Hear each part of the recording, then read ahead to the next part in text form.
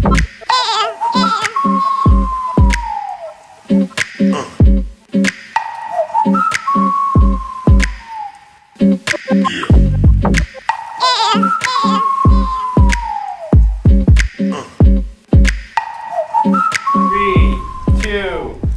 afternoon, Winnicott. This is Shannon O'Hara and Kayla Wershniak reporting your school news for this fine Friday. Can you hear us all right?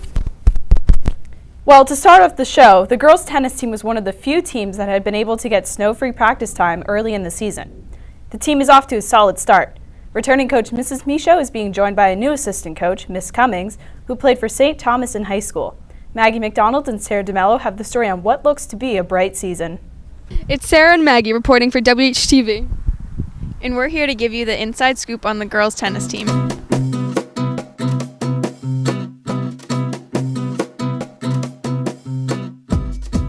I'm Allison Taylor, and I'm a senior track captain this year. I'm Lauren Fair, and I'm a junior player.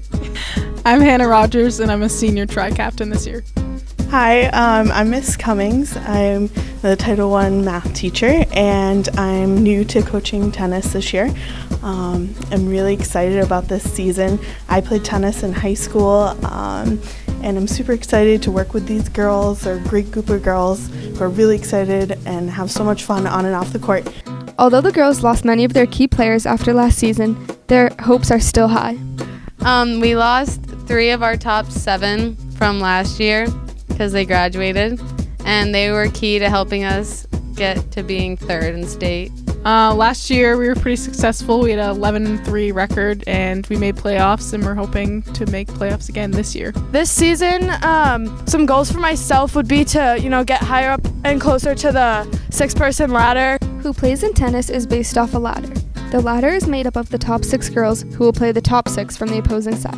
We lost some of our better seniors, so hopefully this year we can be as good as we were last year and make it to the Final Four in the state. So I'm a freshman on the tennis team, and I have high hopes for our season because we have a lot of good players, and I hope that we get far.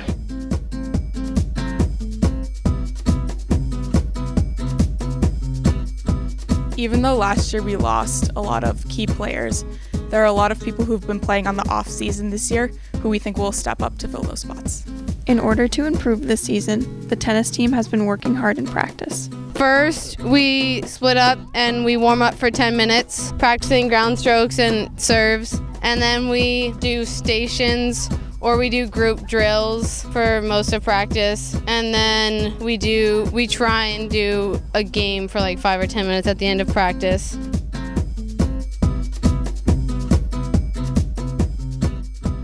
We seem to be playing really well so far, so I think we're going to have a great season. I think we're going to have a good tennis season this year. We got 4th last year, so we're going to go even higher this year.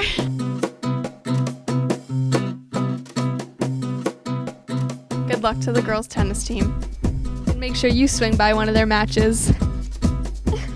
Well, looks like we're in for a win. Good luck, tennis team, with your season. I bet since the nice weather is now here, the season should go by pretty fast. Do you know what else is fast, Kayla? Marathon runners. That's right. This year, Winnicott has 2 faculty members running the world-famous race. Math teacher Mrs. Michaud and administrator Mrs. Newcomb will be competing this upcoming Monday. Really, Kayla? That is so cool. Yeah, in fact, Emily and Sarah threw a little something together for them. Hey Winnicott, did you know that 2 of your very own teachers are running in this year's 2015 Boston Marathon? Make sure you wish Mrs. Newcomb and Mrs. Michaud good luck on their race.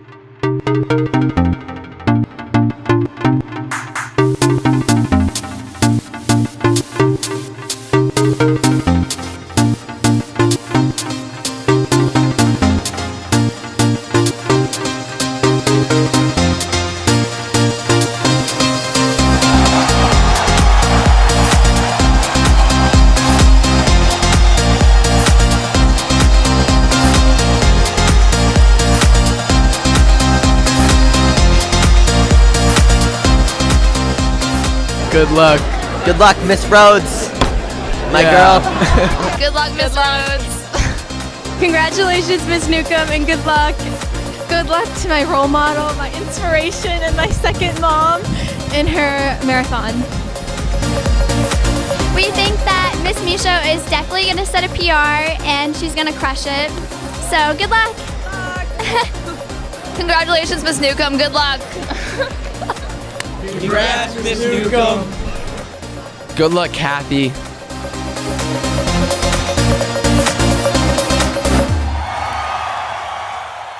Go Miss Newcomb! Woo!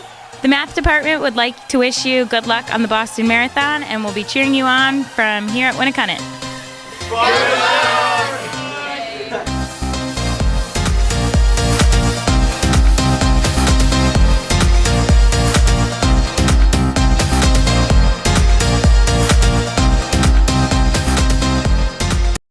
Another event to keep in mind is the trip recently taken by the jazz band and chamber singers, which included 32 students and 6 chaperones on last Thursday. They had a dinner on a yacht cruise on the Delaware River, and then on Friday, each group received a 1-hour clinic with a professor from Temple University. The group also went on a walking tour of downtown Philadelphia, which included Independence Hall, the Liberty Bell, Betsy Ross's house, Benjamin Franklin's house, and his burial site. They ended the tour at the Philadelphia Museum of Art, where they ran up the Rocky Steps before dinner at the Hard Rock Cafe. Saturday, they ended the trip with the Six Flags Great Adventure. I have to say, I'm pretty impressed with anyone that runs marathons. Last week, I had a dream that I won one. Then it switched over to Tsunami and Seabrook Dream. Again?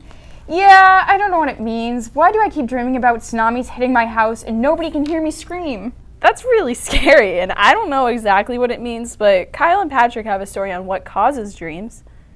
Dreams allow you to enter into a world where anything is possible. Dreams are a series of images, sensations, and emotions that occur during certain stages of your sleep cycle. We talked to Mr. Fleming, the dream expert here at Winnicott, about dreams. Well, in the psychology classes, we review the idea basically out of the Freudian theory that dreams are a reflection of the unconscious, this kind of deeper mind that may need to resolve issues. There is a thought that we dream every night, maybe even 4 or 5 dreams a night. The biggest trick seems to be if we can remember them. The old theory was in order to sort out the nightmare, you had to somehow uncover the deeper meaning. The information available on dreams is limited because they occur in a person's mind as they sleep. People who say they don't dream might dream, but they just might not be aware of it. Mr. Fleming suggests putting a pencil and paper beside your bed when you go to sleep, and when you wake up, do it suddenly 15 minutes prior to your normal wake-up time. This might allow you to still be in a dream state, and you will have better chances of remembering your dream. Patrick and I talked to your fellow classmates and teachers about the strangest dreams they've had. All right, so it was like me and my dad were like driving, and he took a wrong turn and drove into like a marsh, and then we were like drowning, and then we were like freaking out, and I kept trying to help him out, but he kept trying to help me get out, but so like we weren't going anywhere, and we ended up like breaking the windows. I had a dream once that like I was in this restaurant talking to a waiter, like me and him were standing right here, and this short bald guy came up to us. I have this reoccurring dream where Robin and me are at my house and we both get shanked, like stabbed, and then my neighbors come over and they save us and they drive us to the hospital. And he says to the waiter, he goes, "I need your biggest bowl of guacamole and a bowl of oatmeal." And he goes, "I'm leaving in 28 seconds. And then the waiter's like, "All right." And I'm standing there like nothing's wrong with it. And then I woke up.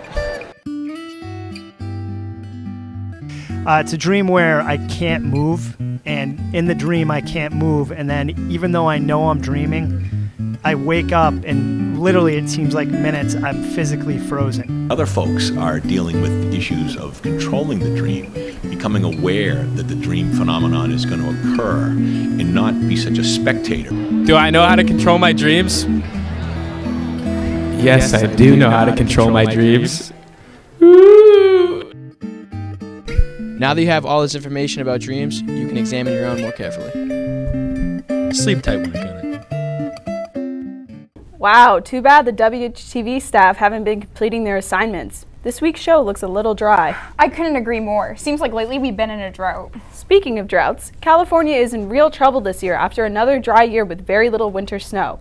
Not only has this caused an increase in prices in avocados and almonds, but the ski industries all over the West Coast have taken a huge hit. Robert Smith and Nick Sita have some more about droughts in America. Good morning, Winnicott. Nick Sita and Robert Smith here. Right now it's looking pretty wet outside, and the massive snowbanks all over the place definitely aren't strong evidence of this fabled global warming. But just 1 month ago, NASA released the results of a huge data analyzation project meant to predict drought habits within the next century, the results of which produced a grave warning. According to the study, unless global emissions are cut drastically, there is an 80% chance of a massive drought occurring that covers much of North America and lasts for decades, greatly impacting the food supply of the United States and severely diminishing the fresh water supply. These droughts would be some of the largest the Earth has ever seen in its natural history. The immediate impact, of course, would probably be on agriculture. Our crops depend on water for growth.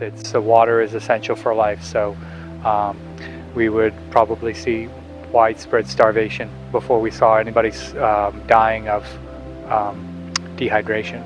In California, there's already evidence of the dry conditions predicted, with moisture levels at record lows over the course of just a few years, and snow levels in the Sierra Nevada mountain range at critical levels. I think it's inevitable that we have an impact on our environment. It's very important for us to understand how we're doing that and to limit the severe impacts we have on the environment, other organisms, and ourselves. It'd be really bad for the ecosystem, lots of food chain effects, stuff like that. Despite the enormity of the study, which was published in February, it didn't even reach recognition by news networks until a little under a month later, and even then wasn't considered a top story. Most people, I feel, are pretty ignorant of what's going on in the world, and they only really care until the day it actually hits them. Since these predictions took into consideration current pollution habits, they conclude that unless drastic changes are made to humanity's environmental habits, much of the United States could be experiencing a Dust Bowl 2.0, and this time it'll take much longer to recover. This has been Robert Smith and Nick Sita for WHTV 13. Well, hopefully this dry spell will be over soon. Hopefully. The last thing I want is Qdoba to start charging for extra guac. Well, anyways, have a great weekend, Winnicott. Enjoy the beautiful and warm weather. And have some fun. This is Kayla. And the Shan That Can, signing out. Wow,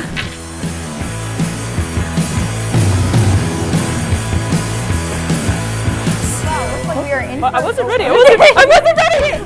Which included Independence Hall. Independence Hall. Why is that so funny? Other way. No. Come on. There you go. Stop.